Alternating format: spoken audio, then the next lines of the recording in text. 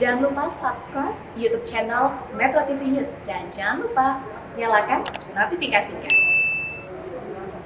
Halo pemirsa, dimanapun Anda berada, kita berjumpa lagi di Soccer Time. Bersama saya, Valentinus Reza. Ini adalah satu-satunya program yang khusus membahas soal sepak bola. Seperti biasa, hari ini kita bahas sepak bola dalam dan juga luar negeri.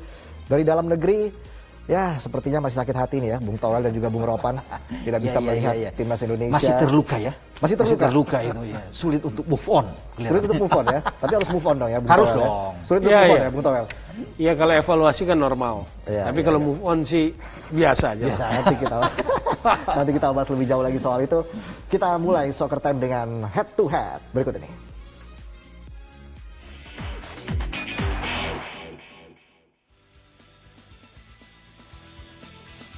Menjadi tuan rumah suatu turnamen sepak bola tentu menjadi salah satu keuntungan tersendiri. Seperti Indonesia yang terpilih menjadi tuan rumah Piala AFF U19 yang berlangsung dari 8 Juli lalu. Sempat mendapat kritikan di awal-awal laga, skuad besutan Sinteyong tampil meyakinkan setelah berhasil menahan imbang Thailand. Kemenangan telak Indonesia atas Filipina menambah keyakinan bahwa Ronaldo Kuate dan kolega bisa meraih gelar juara Piala AFF 2020 seperti target dari sang pelatih. Namun kemenangan telak atas Myanmar di laga pamungkas tidak bisa menolong Garuda Nusantara untuk meraih tiket semifinal usai Vietnam dan Thailand bermain imbang 1-1 di laga terakhir grup A. Produktivitas 17 gol dan kebobolan 2 kali menjadi perjuangan sia-sia timnas Indonesia U19 yang harus terhenti karena regulasi yang diterapkan pada Piala AFF. Meski begitu, banyak pihak menilai bahwa permainan timnas U19 yang diproyeksikan untuk gelaran Piala Dunia U20 sudah menuju ke arah yang tepat. Pelatih timnas Indonesia U19 Sinteyong pun mengakui performa anak asuhnya mengalami peningkatan sepanjang turnamen. Kesalahan-kesalahan yang kerap dilakukan di awal turnamen perlahan bisa diperbaiki hingga laga terakhir grup A. Pelatih asal Korea Selatan tersebut pun berjanji akan memaksimalkan kemampuan para pemain untuk menghadapi turnamen selanjutnya. Target selanjutnya timnas Indonesia U19 adalah lolos Piala Asia U20 yang akan dimulai pada bulan September mendatang melalui kualifikasi.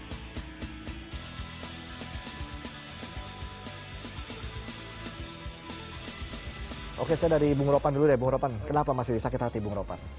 Ya, karena mungkin merasa kita bermain di kandang, kemudian seakan-akan ya dalam tanda kutip.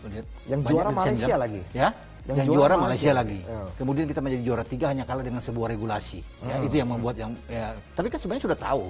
Kalau bicara regulasi sudah dari awal dong. Untuk bisa tahu. Masalahnya buat kita soal bukan kita tidak menang melawan Vietnam dan dengan Thailand, tapi kita tidak bisa bikin gol, itu aja. Kalau kita bermain 1-1 dengan Vietnam dan 1-1 dengan Thailand kan situasi akan beda. Bisa juga mereka bermain 2-2 sih. Bermain 3-3, itu aja. Kalau kita gol ini kan beda. Dan itu yang masih disesali oleh itu yang disesali, iya. Jadi mendingan kita nggak usah poinnya sama 11 kalau mau tersisi ya. Mendingan kita nggak usah poinnya sama 11, kemudian kita dengan kalah itu. Iya, itu kan lebih fakta bahwa kita nggak bisa poin sama, tapi dengan poin sama kemudian kita tersisi, itu yang membuat para netizen dan penggemar sepak bola di Indonesia merasa tidak menerima ini. Bahkan ada yang menuntut Indonesia mundur aja nih. Keluar dari gimana tuh Bung Towel? Terlalu ekstrim ya. Terlalu ekstrim. Kalau keluar dari AFF itu apakah memecahkan solusi permasalahan sepak bola kita?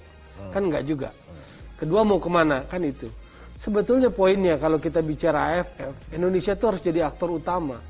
Jadi penentu gitu loh. Jadi sosok yang sangat berpengaruh di AFF. Dan sekarang kita nggak punya tokoh itu di AFF maupun di AFC. Jadi kehilangan. Federasi kita ini, PSSI, kehilangan orientasi memikirkan, menempatkan sosok-sosok yang punya pengaruh, punya lobby kuat, punya wawasan kuat, punya hubungan internasional kuat untuk duduk di subkonfederasi seperti AFF maupun di konfederasi seperti AFC. Nggak ada lagi sekarang. Jadi kehilangan orientasinya tuh maksudnya gimana? Ya artinya begini, kan kita negara paling besar di AFF. Kita bicara fakta, kalau nggak ada Indonesia, AFF apa sih? Ya. Bener nggak? Yang paling hebat kan karena ada kita jadi seru. Makanya 19 bisa ditonton sekian puluh ribu penonton. Nggak pernah kan coba terjadi. di kita kan? Iya, nggak pernah terjadi di belahan dunia manapun. Artinya itu strength point Indonesia di AFF gitu loh. Nah kalau kita punya strength point di situ, kita harus ada di kepengurusan. Vice President permanen paling nggak harus ada kita ini. Kan sekarang masa Timor Leste aja Vice President tuh, Francisco Calbuadi. Itu kan anak asuhnya Jenderal Dading Kalbuadi dulu waktu zaman Timur kan. Tapi sekarang Timor Leste. tapi Tom, Itu Francisco Calbuadi jadi vice president. Yang Ratu Tisa itu apa tuh kalau di FF itu? Apa? Ratu Tisa itu apa sebenarnya sebelumnya? Ya katanya vice Presiden president kan? Tapi persoalannya kan Ratu Tisa sekarang sudah tidak di federasi. Betul. Sudah nggak ada Linknya federasi. kan nggak nyambung gitu. Nggak nyambung. Oke, jadi ada link yang hilang lah maksudnya. Ya karena tidak ada di federasi kan. Ya, Harusnya oke, orang oke. federasi ada di AFF maupun di AFC sehingga representasinya langsung kan. Iya, Kalau dulu bahkan kita ada di Iya, FC juga. lobby ya. Pengaruh Oke. kuat gitu kan. Gimana Bung Ropan? Kalau dulu bahkan kita PSSI ya dari zaman mungkin dari Azwar atau Nurdin sama di Agung kepengurusan kita ada orang yang kita ada di FC. Terakhir loh. itu dari Tahir pernah masuk dari Tahir. Exco Iya. AFC Exco AFC. dan Betul. Komite Etik FIFA. Iya. Jadi adalah Punya pengaruh pengaruhnya. lah, adalah. Salah satu bukti konkretnya itu bahwa Piala Asia 2007 ke Jakarta. Oke, Ya. kalau kita bicara evaluasi Piala AFF U19, apalagi yang perlu dievaluasi Bung Ropan Maksudnya? dari timnas Indonesia?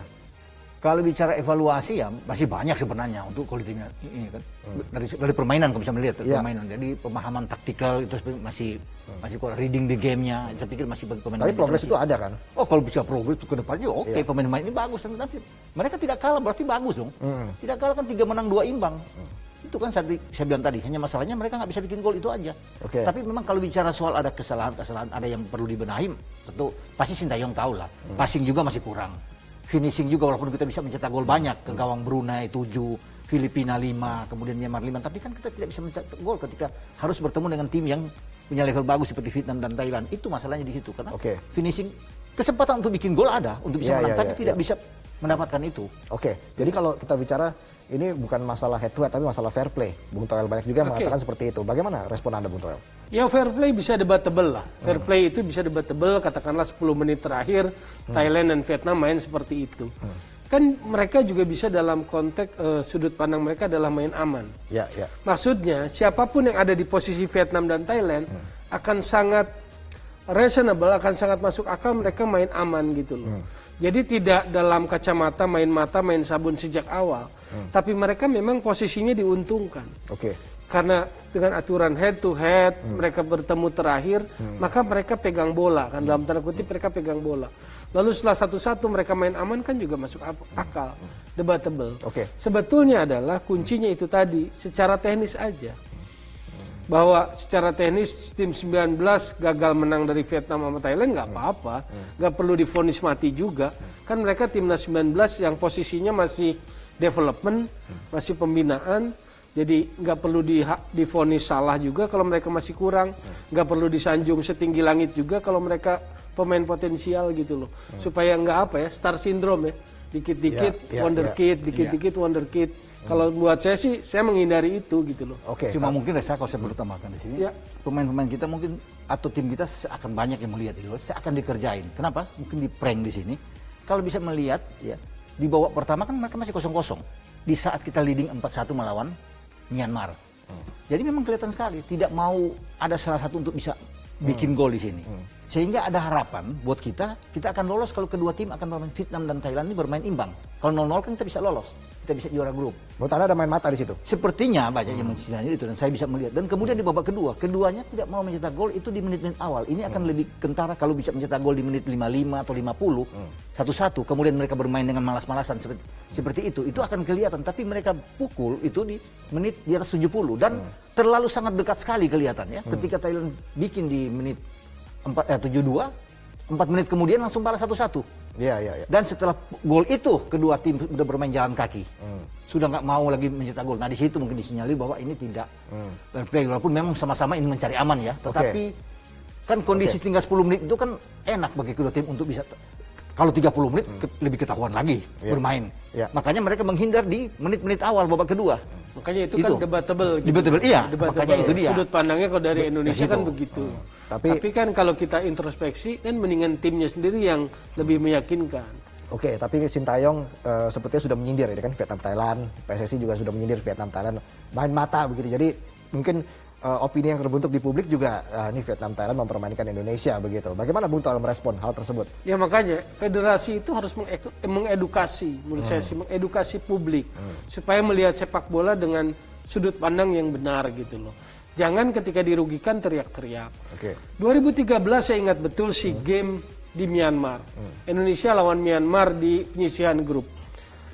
orang berpikir bahwa itu adalah selisih gol, sehingga Indonesia waktu itu dituntut harus menang 4-0 minimal. Timnas Indonesia juga sudah sangat ketar-ketir. Kebetulan saya ada komunikasi dengan manajernya saat itu, Chandra Solehan. Jadi dalam pemikiran timnya saya itu pun memang harus menang selisih gol gitu. Tapi kemudian ketika dicek ulang kepada regulasi head to head, maka kemudian akhirnya tim Indonesia lebih rileks secara psikologis dan akhirnya menang 1-0. Yang gigit jari tuan rumah Myanmar. Waktu itu dilatih pelatih Korea Park Chung-hwa, dan setelah kalah dan ternyata head to head, akhirnya tersingkirlah tuan rumah itu ke babak semifinal. Pelatih Korea Selatan Park Chung-hwa itu dipecat oleh Myanmar. Oke. Maksudnya itu menguntungkan kita. Iya. Maksud saya belajarlah, edukasilah publik supaya melihat sepak bola dengan benar gitu. Oke. Jadi itu memang tugas PSSI juga, mengedukasi publik agar paham nih sebenarnya apa sih yang terjadi kemarin, begitu kan? Betul. Di Piala AFF. Oke. Kalau Bung Ropan, Ya. kalau kita bicara terkait dengan evaluasi lagi di Piala AFF U19, apakah para pemain sudah mengerti apa yang diinginkan oleh pelatih Sintayong, reading the game-nya, atau seperti apa, Bung Ropan?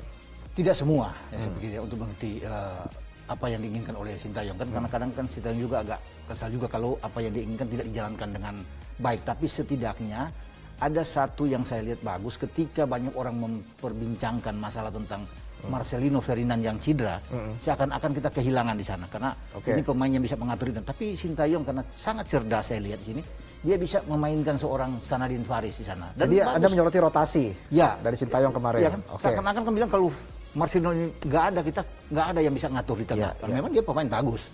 Tetapi itulah di sini. Karena tampil outstanding ya di laga pertama ya. Betul. Dan orang tidak menyangka kan bahwa Sanadin itu pemain yang oke, dan itu diberikan kepercayaan oleh Sintayong dan dijawab dengan baik. Fresi bermain sangat bagus kan, Muhammad Rafli, Asrul itu ditampilkan semua. Rabani, Iya, itu rotasi yang dibuat ini yang banyak orang ketika ada dia mengeluh soal striker, ya sulit untuk bisa membuat gol, tiba-tiba muncul ya dia pasang soal Rabani. Iya. Dan Rabani bisa menjawab itu.